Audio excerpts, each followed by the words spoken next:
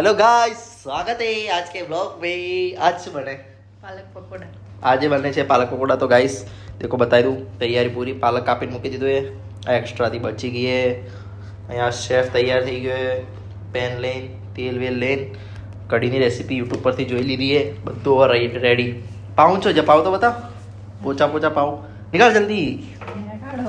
हाँ, पाव नहीं बताती गाइस। देखो हमें पालनपुर से पाव पैकेट मंगाइए चौथी मंगाइए भोगीलाल तो थी। देखो गाइस पाव रेडी है और पालक पकोड़ा खाई बनाएंगे हमने, तो मैंने बताई क्या लगे हो।